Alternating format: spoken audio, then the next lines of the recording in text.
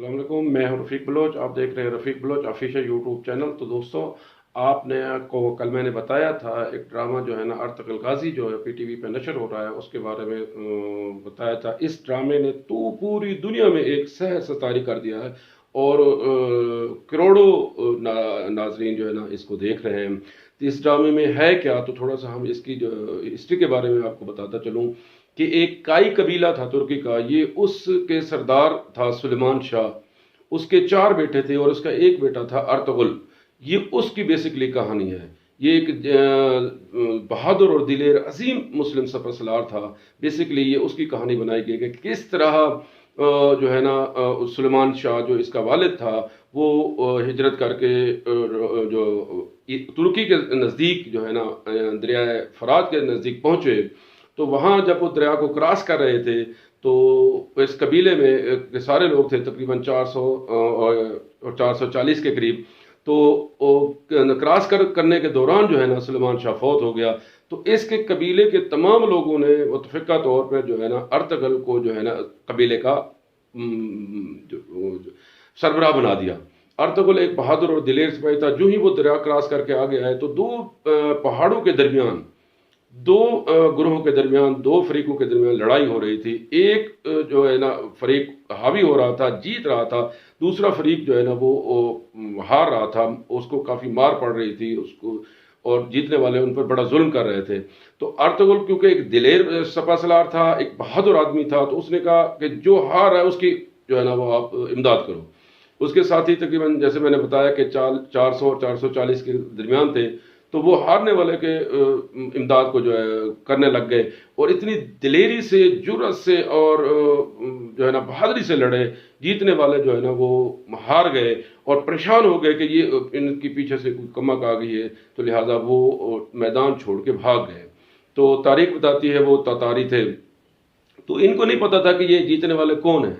جب بعد میں ان کو پتہ چلا کہ وہ جو جیت گئے ہیں، اب وہ مسلمان ہیں، وہ سلطان علاؤ الدین کی جو ہے نا وہ فوج تھی۔ سلطان علاؤ الدین تھا جو اس علاقے کا بادشاہ تھا۔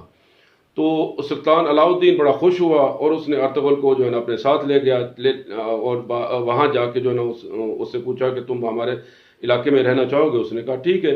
تو اس نے کہا کہ میں آپ کو جو ہے نا ایک علاقہ دیتا ہوں۔ اس نے علاقہ دیا 2 پہاڑوں کے درمیان، ایک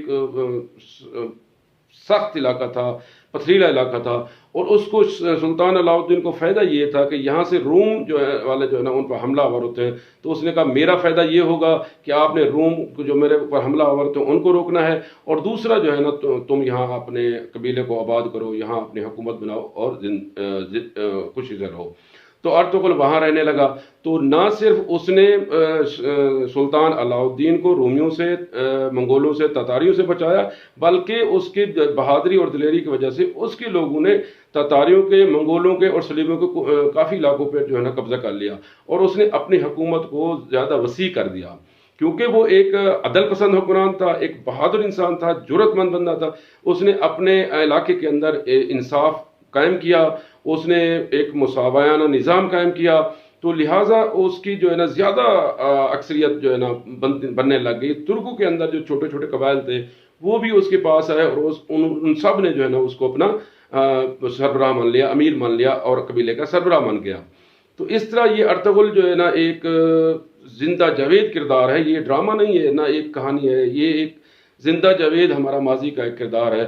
تو ارطغرل کہتے ہیں کہ 1191 میں پیدا ہوا اور 1280 کے میں جو ہے نا اس کی وفات ہوئی، یہ دنیا سے چلا گیا۔ تو اس کے جو ہے نا 3 بیٹے تھے، ایک کندی، ایک سوچی اور ایک عثمان تھا۔